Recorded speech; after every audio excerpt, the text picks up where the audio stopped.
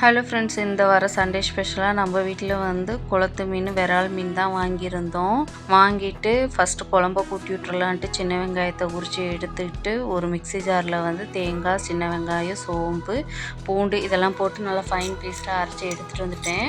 சட்டியில் வந்து இப்போ வெந்தயம், சோம்பு தாளித்து விட்டுட்டு தக்காளி, வெங்காயம், கருவேப்பிலை, மிளகாய் இதெல்லாம் நல்லா வதங்கினதுக்கப்புறம் மிளகாத்தூள், மல்லித்தூள், மஞ்சத்தூள், உப்பு, நம்ம அரைச்சி வச்சுருக்க பேஸ்ட்டையும் ஊற்றிட்டு புளியையும் கரைச்சி ஊற்றி மூடி போட்டு கொதிக்கிறதுக்குள்ளார நம்ம மீனையும் கழுவிட்டு வந்துடலான்ட்டு தான் போய் ரெடி பண்ணிக்கிட்டு இருந்தேன். கடல் மீன்னா தேய்ச்சி கழுவ தேவையில்லை. ஆனால் குளத்து மீனில் ஒரு வளவளப்பு தன்மை இருக்கும். அதனால் தேய்ச்சி கழுவுனா தான் குழம்பு வந்து டேஸ்ட்டாக இருக்கும். நம்ம கழுவிட்டு வர்றதுக்குள்ளார குழம்பு வந்து கொதிச்சிருச்சு. மீனையும் போட்டு கருவேப்பிலை, மல்லித்தலை போட்டு 2 நிமிஷம் கழித்து இறக்கணுன்னாக்கா சூப்பரான மீன் குழம்பு ரெடி. அது கூட ஒரு ஸ்பூன் விளக்கெண்ணெய் ஊற்றி இறக்கணுன்னாக்கா சூப்பராக இருக்கும். ட்ரை பண்ணி பாருங்கள். அப்படியே மீனையும் 2 வகையாக பொரித்து மதிய லஞ்சை சூப்பராக சாப்பிட்டோம்.